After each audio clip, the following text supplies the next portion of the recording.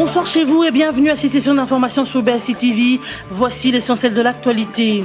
La confusion persiste au sein de l'opposition sur le choix du candidat Premier ministre. Le vice-président du Conseil des sages du Rassemblement KTB Katoto a démenti l'existence de la supposée lettre qu'aurait écrite Etienne Tshisekedi avant de mourir, proposant Félix Tshisekedi au poste du Premier ministre, selon les membres du Rassemblement. Une situation qui freine la poursuite des discussions sur les arrangements particuliers alors que le gouvernement se dit être prêt pour la reprise après les obsèques d'Etienne Tshisekedi. Et puis l'enrôlement se rapproche de la capitale Kinshasa. La Commission électorale nationale indépendante a déjà démarré le déploiement de kits électoraux à Kimvula, cité située à environ 200 km de Kisontou au Congo central. Sur les 3 tonnes des matériels déjà expédiés, la capitale Kinshasa, les provinces de Congo central, Kwilu, Kwango et le Maïndomé seront les derniers sites d'enrôlement des électeurs. Et en dehors de nos frontières, un attentat suicide contre un sanctuaire soufi a fait 70 morts et 60 blessés à Seyuan, au sud du Pakistan. Cet attentat a été revendiqué par le groupe djihadiste État islamique via son organe de propagande Amaq. Le Premier ministre pakistanais Nawaz Sharif condamne cette attaque et réitère son attachement aux victimes. Confusion au rassemblement autour du choix du candidat Premier ministre du futur gouvernement.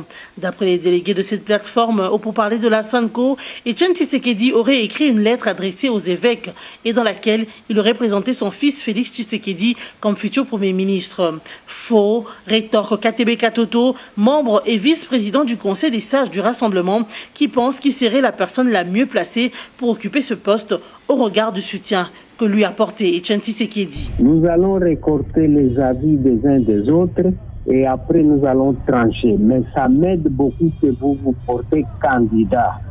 Parce qu'il y a une candidature ici où on me fait pression que je ne suis pas pour. Voilà, ça c'est le terme exact que lui-même a utilisé. Il m'a dit ceci. Ça m'arrange que vous vous portez candidat parce que et comme ça va équilibrer les choses parce qu'il y a une candidature qu'on m'impose en me faisant pression et je ne suis pas pour. Mais il ne m'a pas dit que ça concernait son fils ou quelqu'un d'autre.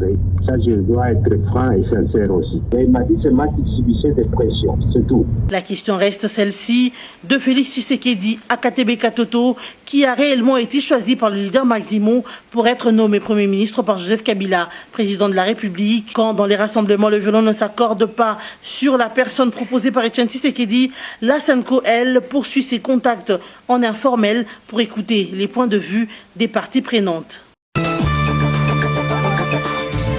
La majorité présidentielle réitère sa position en ce qui concerne le choix du Premier ministre. 3 noms doivent être présentés au chef de l'État qui, grâce à son pouvoir discrétionnaire, nommera un seul au poste du Premier ministre de transition. C'est lors d'un point de presse tenu ce vendredi 17 février à Kinshasa, lu par Adolphe Loumanou, un des délégués de cette plateforme présidentielle, au pourparlers de la SENCO, que la AMP clarifie sa position.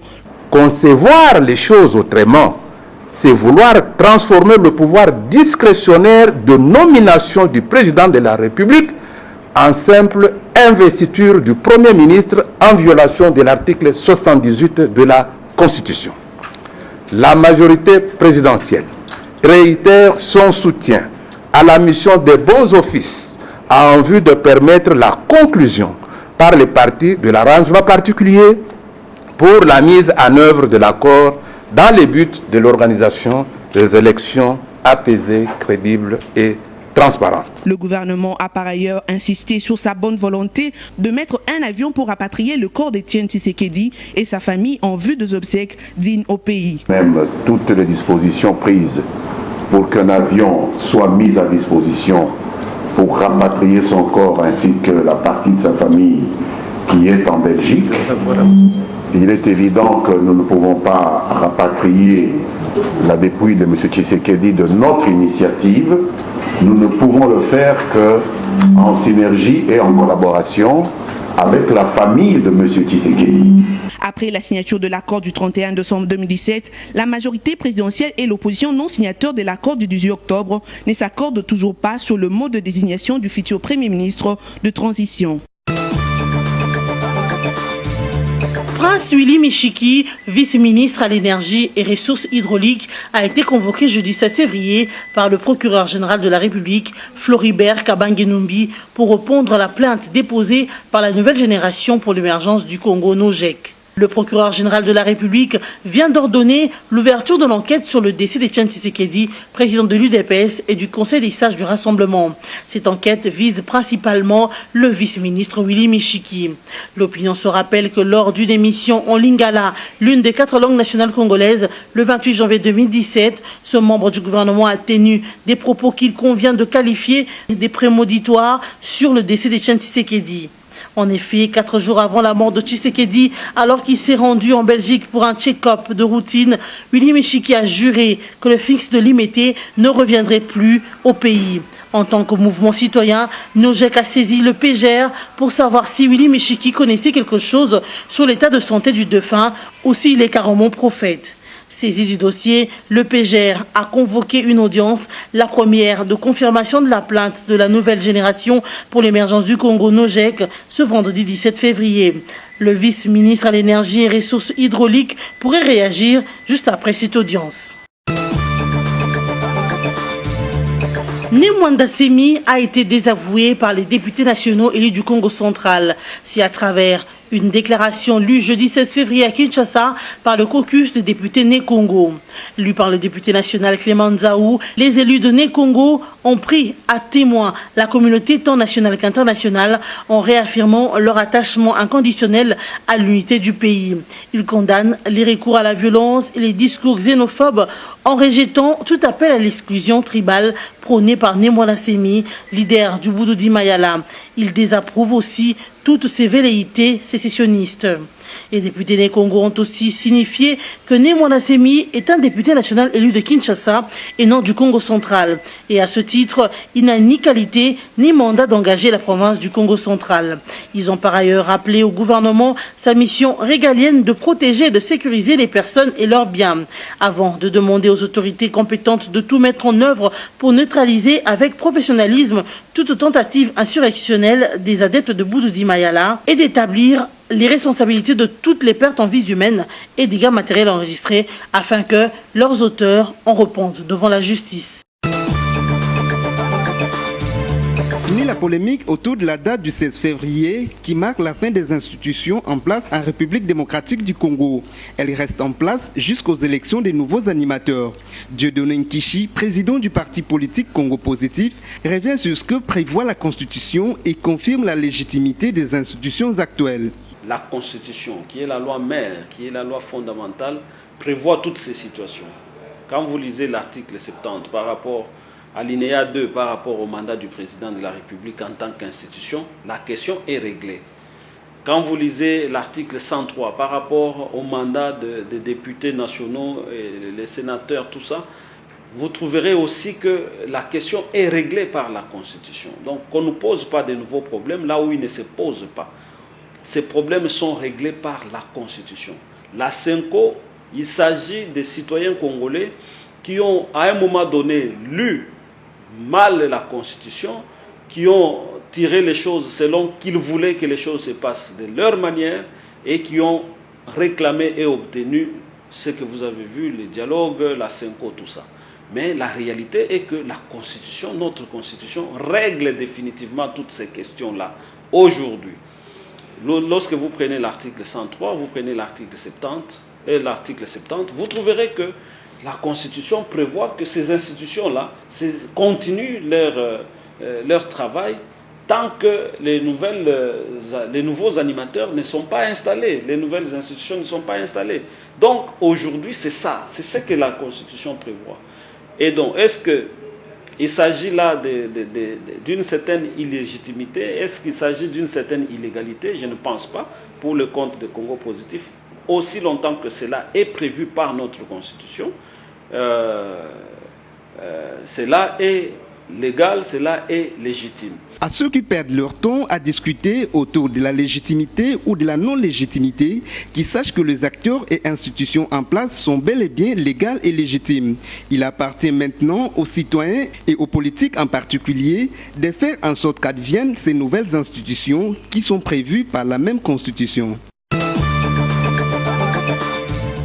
Comme prévu par la CENI, la capitale Kinshasa, les provinces du Congo central, Kwilu, Kwango et Mai-Ndombe font partie de derniers sites d'enrôlement des électeurs.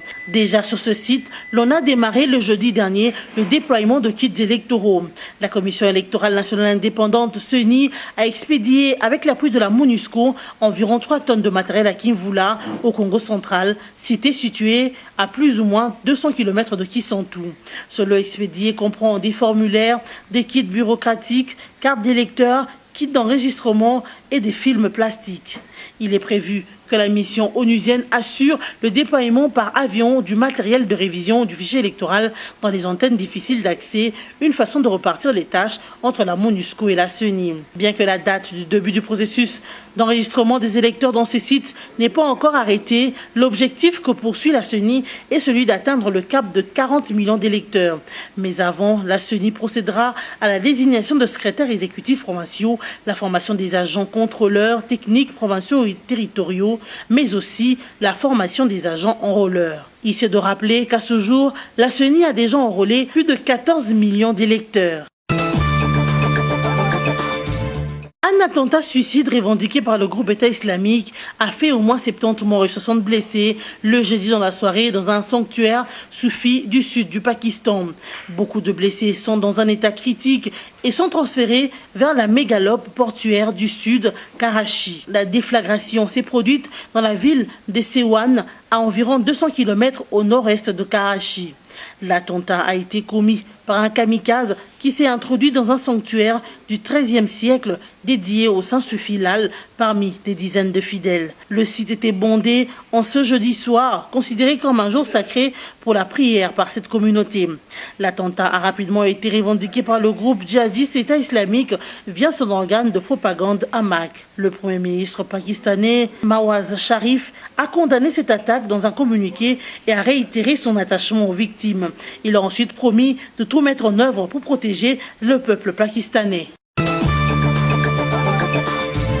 Mesdames, Messieurs, voici le rappel de titres. La confusion persiste au sein de l'opposition sur le choix du candidat Premier ministre.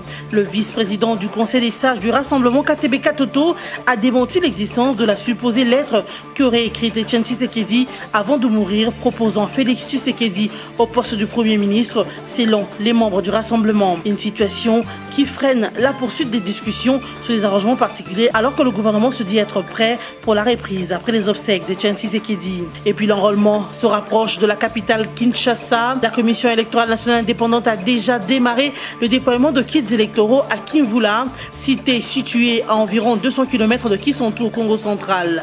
Sur les 3 tonnes des matériels déjà expédiés, la capitale Kinshasa, les provinces de Congo central, Kwilu, Kwango et le Mai-Ndombe seront les derniers sites d'enrôlement des électeurs. Et en dehors de nos frontières, un attentat suicide contre un sanctuaire sufi a fait 70 morts et 60 blessés à Sewan, au sud du Pakistan. Cet attentat a été revendiqué par le groupe djihadiste État islamique via son organe de propagande Amaq.